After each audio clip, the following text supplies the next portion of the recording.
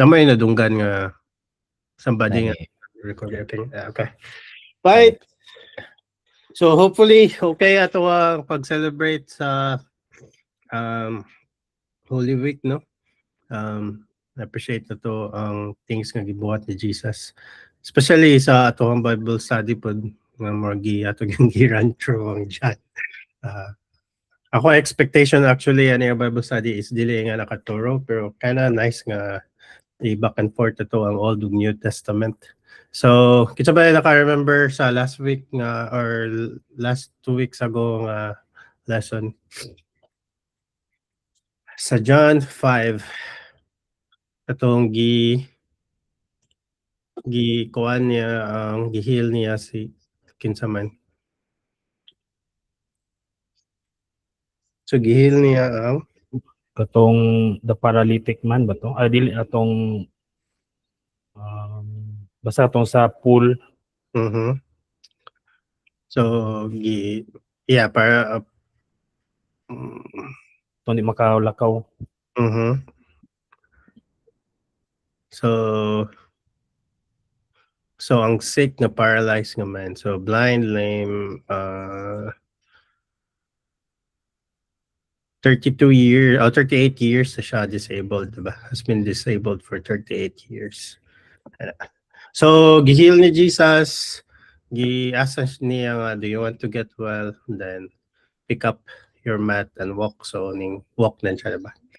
And then at the end is more theology about si Jesus. Gi-try na to gitry ni Jesus og defend himself, compare niya ang Old Testament about kang Moses and then things nga yang gipambuhat, diba?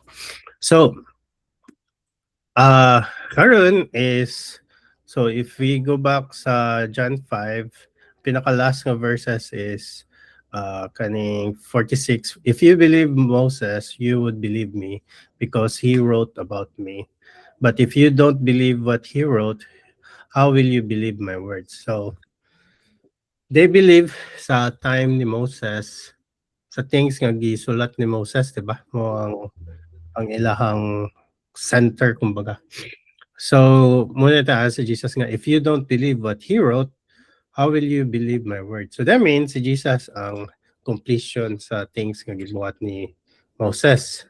So muna din niya ito ang connection sa atong Bible study karon na connect to kung about ang feeding sa 5,000 o sa situation ni Moses. Mga challenge. Try na to connect. So before na magsugod, sa mga gusto mag-pray, volunteer mag-pray.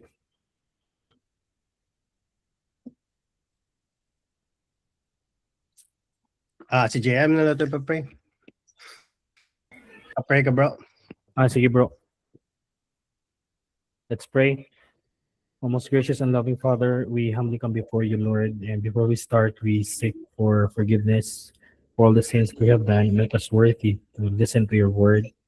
And may your words, O God, be not just words that we only listen and hear, but we apply it, Lord God, in our daily lives every day. Thank you so much for the opportunity to have this kind of session, O God, and to just enjoy having our spiritual meal. Thank you for Dennis, Lord, and the rest of us who are here, gathered, Lord, to witness your amazing grace, your amazing power that will work in our lives through your words today.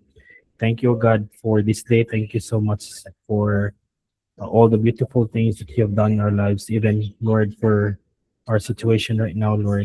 We're having this crisis in the economy, but still you are in perfect control of everything. We pray for wisdom and guidance today as we listen to your word. We pray for those who are not here that you protect them, keep them safe, oh God. You bless them, oh Lord, with all the blessings that you know they deserve. Thank you once again. We lift up everything. We praise your name and we glorify you, God. In Jesus Christ, in this we pray. Amen. Thank you, bro. Okay, so challenge siya. Atong challenge is connected to sa kang Moses ka time and kang Jesus ka time. Sometimes mubasa to sa kaninga part sa feeding of the 5,000. Atong usually gina-think is kanira gyud nga moment nga si Jesus nag-feed sa 5,000, di ba? Muna to ang usual na nag-feed siya 5,000, gi-change niya ang gi-multiply niya ang bread o ang fish, di ba? Pero wala na to nakita usahay na siya connection sa Old Testament.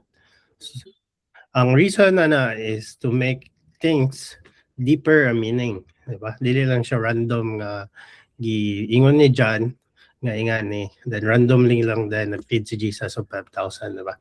Naayon na siya deeper theological nga meaning. So, okay. So, atong i-remember ako sa butang sa kili. Atong i-remember unsa na happen sa Moses, di ba? So may na-happen ka Moses.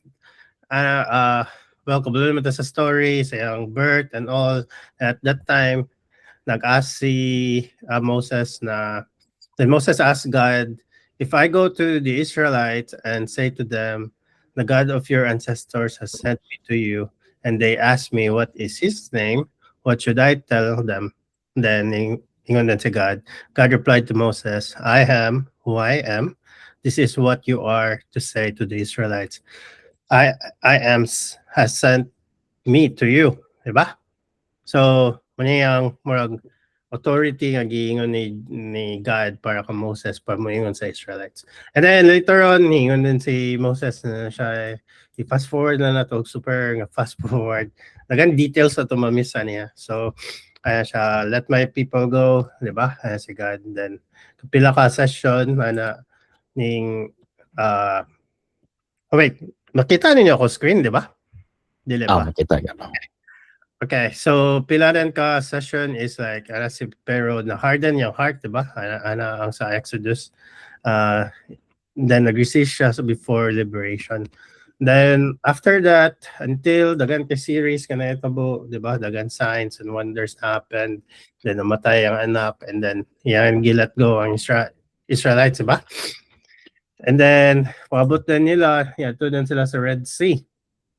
So, ito sa Red Sea. Then, during sa Red Sea, interesting kayo. So, na-corner sila sa, ang mga Israelites, na-corner sila sa Red Sea.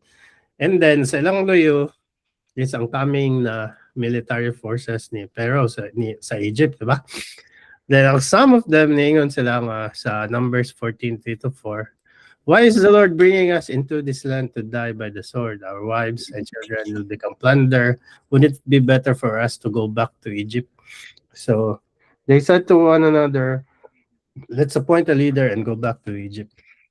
So sa napoy Exodus nga verse ani. So gusto sila mabalik sa Egypt, diba? Nag-complain sila nga I think matay so pat yun naman sa ginawa ni sa Exodus 14 may pamabalik mi. So si Moses nag-plead siya sa Ginoo, Lord, please forgive them because wala sila kabalo sa ilang pambuhat. And then kung mamatay ni sila karon si Moses unsa na lang ang ignon sa lain nga nation, di ba? Nag-free ni mo ang Israelites at the same time nawala ra sila na-erase sila kay tungod kay wala sila nagpay. So ningon si God na okay, I'll forgive them but dili sila ka visit sa promised nga land, di ba?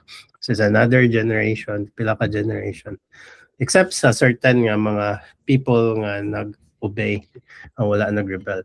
So then after that nag-instruct din si God na okay, part na Red Sea, ikuha na yung muhang staff, and then i-open the Red Sea. Then Israel passes through on dry ground while Pharaoh's army is destroyed, di ba? So, nakapasa na sila after sa last nga person na balik ang sea sa ang normal nga currents. So, then the wilderness begins. Due sa ilang complaint, naanan sila sa wilderness.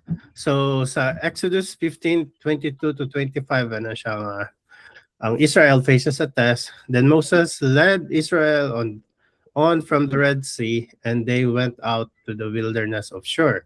They journeyed for 3 days in the wilderness without finding water. So, uhaw na gid sila. They came to Mera, but they could not drink the water at Mera because it was bitter. So, bitter kayo, that is why it was named Mera. The people grumbled to Moses, "What are we going to drink?" So he cried out to the Lord, and the Lord showed him a tree. When he threw it into the water became drinkable. So, si God na provide the water masking sa rough na circumstances sa wilderness. Okay pa mo? Follow pa? Tagan pa details ito na miss, but mo ang one of the things nga kind of more interesting. And then later on, every day, the Lord gives manna sa people. Diba? So, requirements niya is upat, gather just enough for each person. Do not keep it until morning. If they did, it will spoil. On the sixth day, gather twice as much so they would have enough for the Sabbath. On the seventh day, do not go out to gather. Fights? Okay pa? So that means, na si God na provide sa Israelites even though na sila sa wilderness. Ayos, I remember pa na to ng story, di ba? So now, i-try na to o trace kan Jesus nga time. So, sa time sa Pharisees, it's the same thing, but instead of Pharaoh, ang Pharisees o ang mga religious leader, di ba? Ang siya nga hardened na ilang heart and opposes and persecuting Jesus. So, muna ito nabasa last few weeks ago. So, dayon, muna din niya ang nag-start ta sa John 6. So, kung basa ako John 6, CSB, pwede mo magbasa any translation. So, fourth sign, feeding of the 5,000. After this, Jesus crossed the Sea of Galilee or Tiberias. A huge crowd was following him because they saw the sign that he was performing by healing the sick. So, ang crowd nag-follow siya because they saw the sign that he was performing, di ba? Healing the sick. So, naaiga po yung miracle nga nahitabo. It's just like Moses, ang mga Israelites na follow sa Moses, it's because of mga miracles nga na happen before sila ni Hawa sa Egypt.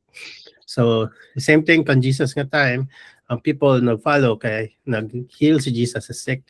So, now the Passover, Jesus went up a mountain and sat down there with his disciples. Now the Passover, a Jewish festival, was near. So when Jesus looked up and noticed a huge crowd coming towards him, he asked Philip, "Where will we buy bread so that these people can eat?" He asked this to test him, for he himself knew what he was going to do. Okay, napod si Jesus yung style na mag-ask siya question nga siya mismo kabalo, di ba?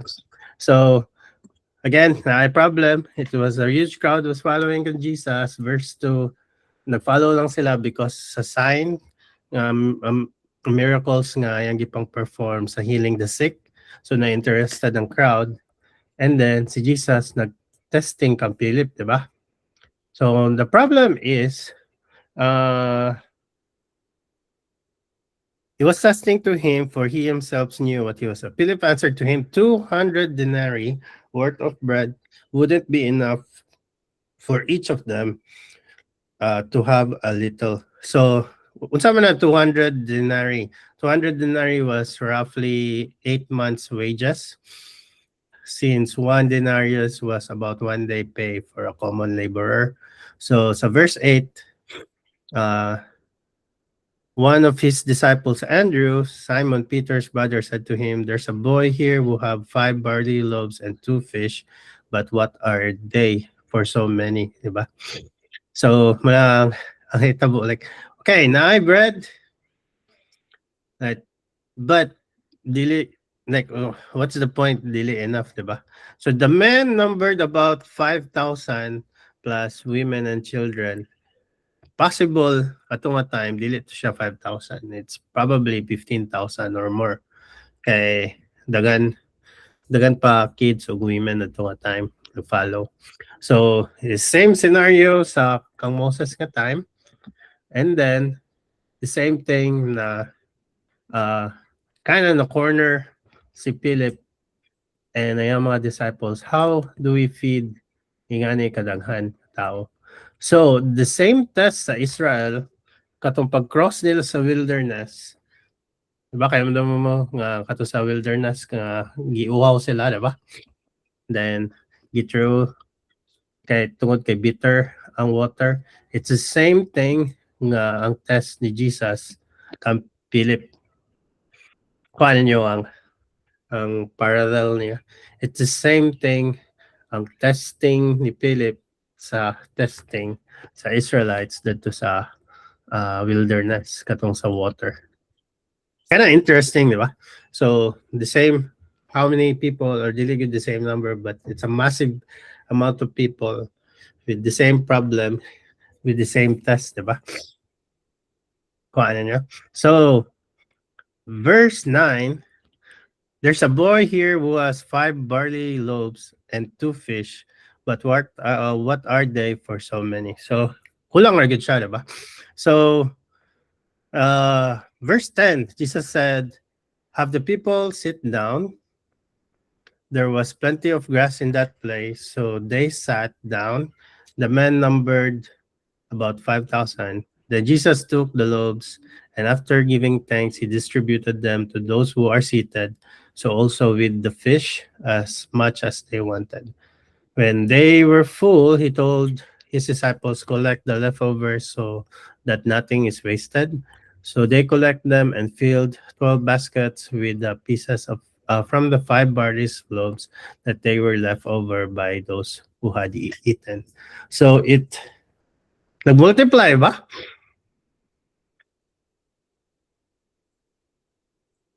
Kabalo naman tayo nga story, di ba? So, sa may tabo, sa Sunday school, gila, kung ano na ito, 5 loaves and 2 fishes and then multiply, di ba? So, again, ang question is, kabalo ba si Jesus sa iyang ginabuhat? Yes. Yes, di ba? Kay the first thing yung giingon kanina is he asked Philip, but Jesus knew already, for he himself knew what he was going to do. So si Jesus, kabalo, unsa yung buhaton? Gitest niya si Philip sa kung unsa ang iyang reaction or iyang faith, di ba?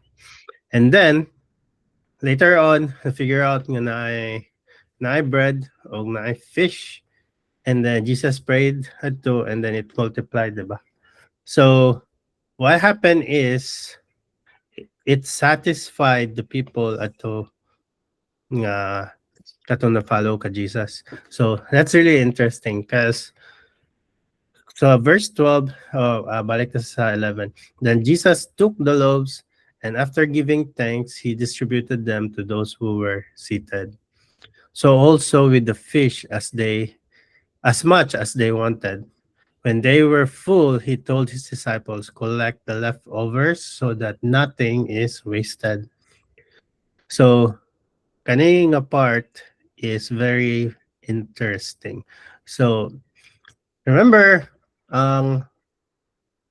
katong mana is everyday gihatag sa Israelites katong sa wilderness. Ang only thing na buhaton is gather just enough for each person, di ba? Mag-gather sila just enough. So do not keep it until morning. If they did, it's spoiled. So dili enough ang mana. Just gather just enough na mabusog. Do not keep it until morning. If they did, it will spoil, di ba? But kanin siya nga bread or kanin siya nga situation gibuhat ni Jesus when ang iyang physical na need is being full, di ba? They were full. And at the same time, Jesus said, collect what is left over so that nothing is wasted.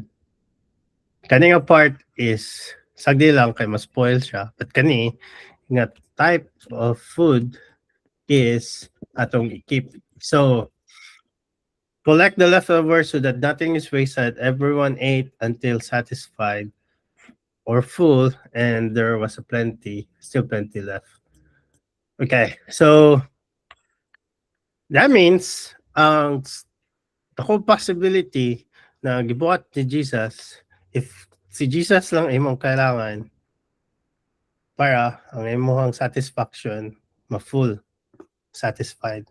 And then the rest sa imong life, ang imong leftover is yatag di mo sa other people, di ba? It's the same concept sa water, sa Samaritan woman, kanino mo, di ba?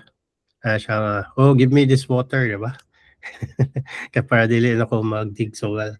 This part is, ang gibuhat ni Jesus is, satisfied sila, they were full at the same time, i-collect ni mo ang leftover.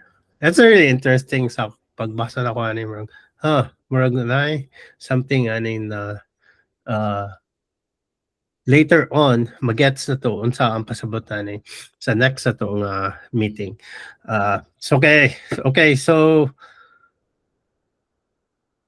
when people saw the signs of verse 14, he had none, they said, this is truly a prophet, the prophet who is to come into the world. It's like, oh, kabalo na din sila. So na-follow sila kan Jesus, it's because saya miracles. And now, niingon na sila nga, si Jesus is truly the prophet. So ning-shift na siya ang iyang direction, di ba?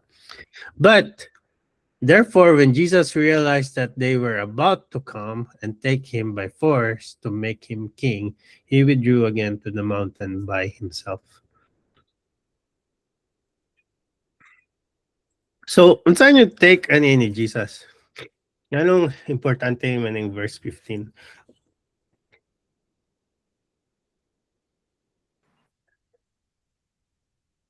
Siya. Siya Bitaw is, kuan ta. I think kuan ako ba to bitaw sa napa siya sa katong sa kana. mm, At the bitaw woman my time is not yet come, so murag dili siya ga kuan kung dili iyang timing or iyang task. So maybe kani kita murag nakakita naman ta sa whole thing, pero kung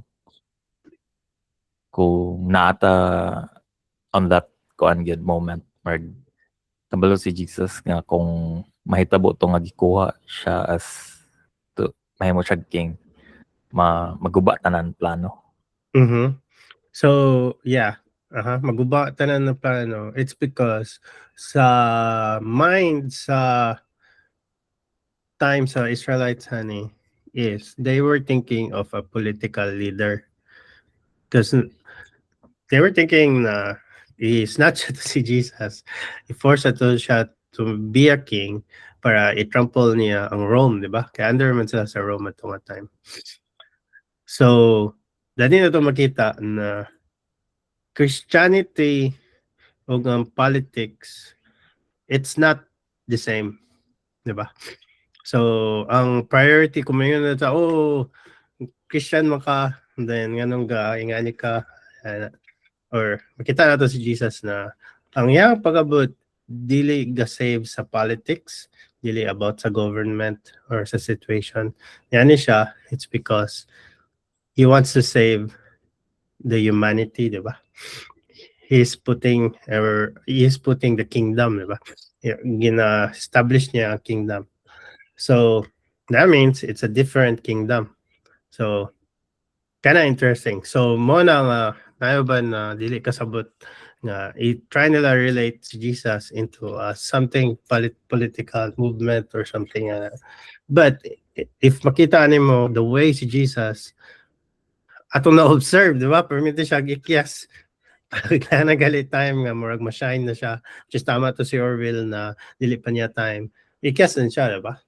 And then this part is makita na to na they're trying to make him a king. But siya, nag-withdraw siya, diba? Because ang point niya is dili mag-run sa nation, kundi siya ang king nga mo save sa humanity. So mugota next. So an evening came, and his disciples went down to the sea, got into a boat, and started across the sea to Capernaum. Darkness had already set in, but Jesus had not yet come to them. A high wind arose, and the sea began to churn. After they had rowed about 3 to 4 miles, they saw Jesus walking on the sea. He was coming near the boat, and they were afraid. Okay. So, ngitit na, disciples nasa boat, and then started across the sea to Capernaum. Sakay sila, but na drift sila away 3 to 4 miles, diba? Due sa high wind. So, but they saw Jesus, diba? Walking sa sea. He was coming near the boat, and they were afraid. So, in relation, it's the same thing that happened sa Exodus, but the difference is gi-open ni God ang sea, di ba? And the people walked into the water, sa water, di ba? Sa dry land. But sa kaninga part, after the feeding sa 5,000, instead of i-open ang water, is si Jesus mismo ang nigo nagpaduol, go over sa disciples, and then he walks sa water. Diba? But mo na yung pinaka-importante. But he said, so they were afraid. Hadlo ka sila, kinsa man nilutaw. Diba? Si Bakla nilutaw. But he said to them, it is I, don't be afraid. Then they were willing to take him on the boat, and at once the boat was at the shore where they were heading. So, again, atong i-focus ni part.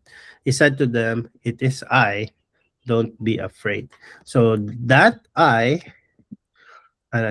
it is I, don't be afraid. That I is technically the same thing as ingon ni Moses. Na question siya. If I go to the Israelite and say to them, the God of your ancestors has sent me to you, and they ask me, what is his name? What should I tell them? God replied to Moses, I am who I am. This is what you are to say to the Israelites. I am has sent me to you. Okay? That I am that sent Jesus, that sent me to you, anak sa Moses, is Jesus at tunga time na nag-save sa disciples. So this time, ang God, instead of through Moses or through humanity, and then nag-represent lang, diba? This time, the God came in, walked sa water, and then he said, I am, don't be afraid. Kuha niya. It's the same I am who I am back sa Genesis or sa Exodus. It's the same God nga ningingon nga don't be afraid. It is I. Kinda interesting, no?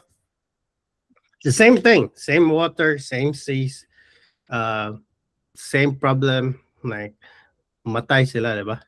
Same sa Israelites, matay na sila, cornered na sila. Sea sa tubangan, either malumos sila, sa luyo is ang Egyptian military, dahil sa kaninga part is drifted away sa 3 to 4 miles, and 100% madead sigid sila, diba? So muna nga, hadlok sila.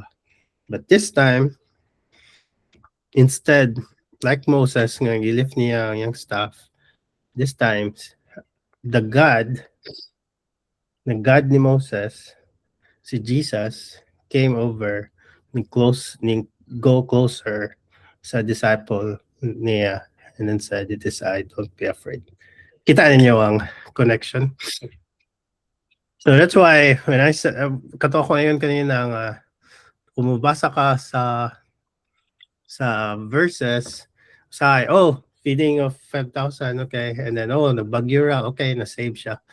But, like, how heavy is it nga kung kabalo ka sa nahitabo sa Exodus, unsa man yung masaya na, like since ato nang gi-compare ang Exodus nga na-happen and also kaning part, ang kinda dili gid siya parallel, dili siya same event, but it's kind of more like a sequence, like almost the same. Do you think like naay ang weight niya is kind of bugat compared to sa before nga nagbasa lang ka nga, okay, 5,000 and then save niya sa wind. Saan man yung matake ani?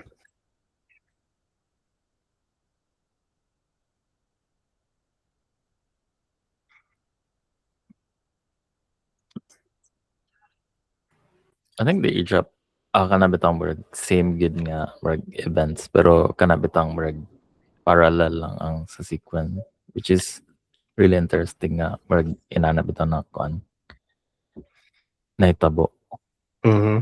murag ayaw pa ko kakita apod. Yep. Kaya naanto kay kuan murag offshoot lang siya gamay nga pangutana okay ra gaw. Mhm. Go game. Kay kuan magud ang katong sa apa ko Google sa Xavier, then kapila na po din ako napangutana og kuan. Mhm. Ang sa kuan mo gud dito kadtong maestro na mo sa religious studies kay niana siya nga kuan daw kuno to ang kadto daw ng feeding of 5,000 mura siya ang nahitabo ba kay tungod nga paggawas ka og 5 loaves and 2 Two fish. fish. Mhm. Nagpagawas po si Kuya JM, nagpagawas po si Ron, nagpagawas po si Kirk. Marami tawag ka ng nahimo ang yang whole point kay nahimo siya ganang nag-share tanan ang mga tao dito sa kuan. So more siya ganang dili siya katong in a way mukuan magug ko nga kanang lahi po diyahang angle kay ano kanang aya magong gusto iya angle adto kay kanang share tang tanan sa unsay naata. So murag na discount pud niya ang kuan kanang bitawng unsa ni na discount pud niya ang kadtong murag miracle bitaw nga mahitabo nga ni multiply gyud physically ang loaves of loaves of bread o kuan kanang fish. So murag makasyon ako ba nabay kuan kanang murag ma-interpret ba nato siya nga edad to or kanang So, nga namang kaning point. So that's a good question kay posible nga na provide ra mga tao pagkaon then nabusog ra sila 15,000 kabuk, di ba? Like mo to ang point sa katoy maingon, di ba? Nga sila nag-contribute kuno hay like naagid sila dala pero ayaw pa sila nagpagawas Kaya pa sa paggawas kay nag-share and all. But if kung nga na ang point ani ni John is si Jesus ang bread of life. So he will become the provider. So 'di ba ang mana is mo ang ilang reason ni survive sila. So the next sa nga Bible study go over na pudenta sa theology na ang miracle ni Jesus siya ang fulfillment sa Old Testament na young life, he is a bread of life. So from water ni change siya into bread, di ba? So God gives manna to the people sa time sa Egypt for them to survive to the promised land. This time is si Jesus ang bread, ang pag pray niya sa loaves o sa fish, di ba? So ano siya, they were satisfied, di ba? And then he kept nila. It's because Jesus blessed it sa katong ang food.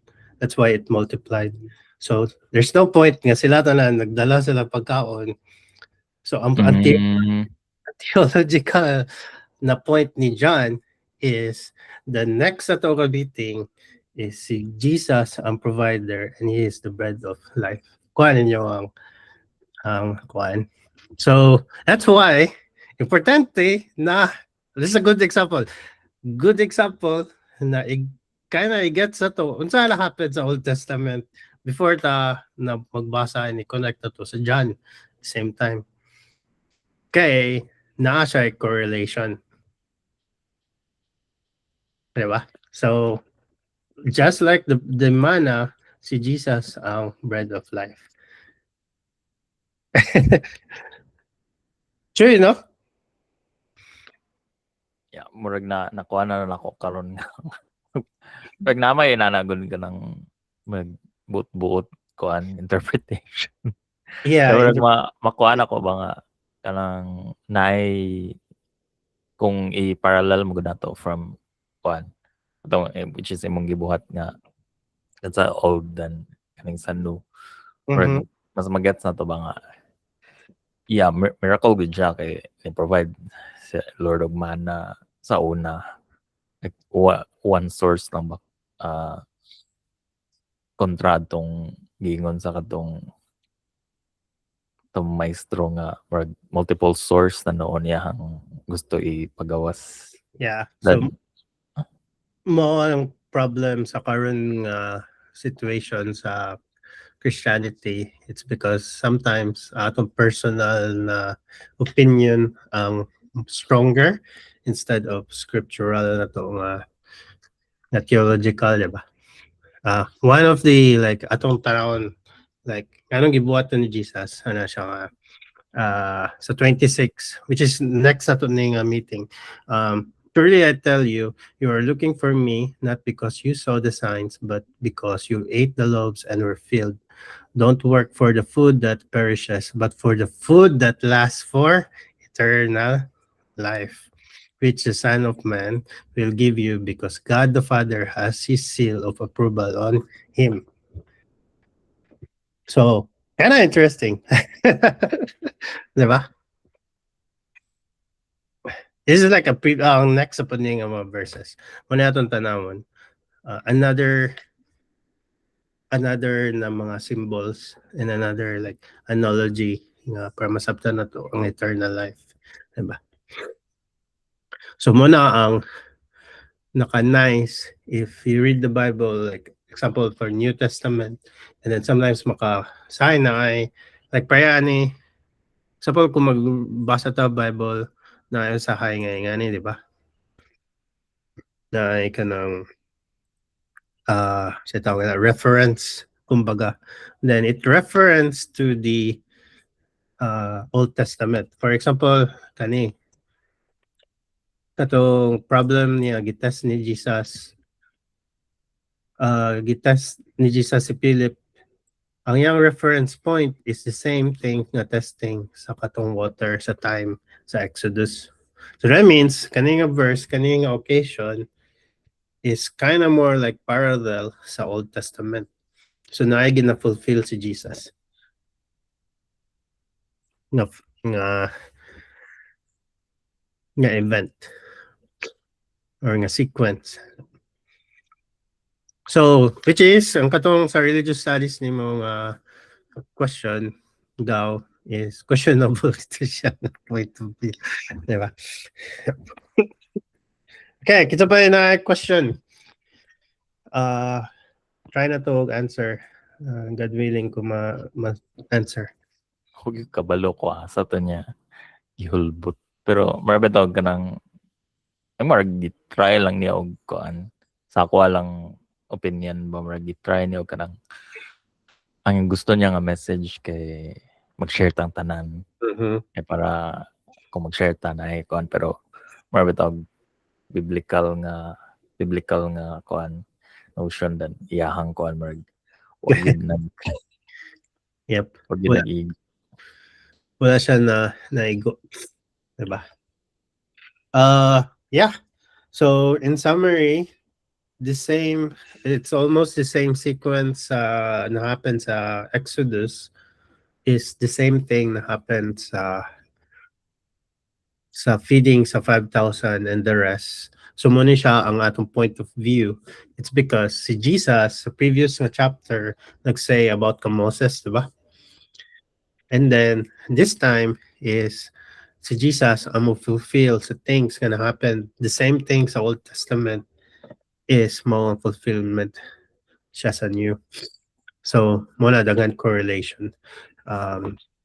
So he will be the bread of life. So muna itong discussion next week. Kaya wala ko next week kaya na magbiyahe mi. Unfortunately. So yeah. So pa may lain question. Then, sorry na late me. Mhm. Yeah. Nagbiyahe gikan mi Cagayan, namin si Bukaron. Nilin. Oh wow. Nagapa. Salamat kaayo din. Kuan yun kaayo kan ang imo pag layout sa kaning sa John sa Old Testament hinahinay na nakaugak murag na digest or nagaklaro murag nanay paing na mo study. Gabi. Murag bitaw na ay unsa man ito.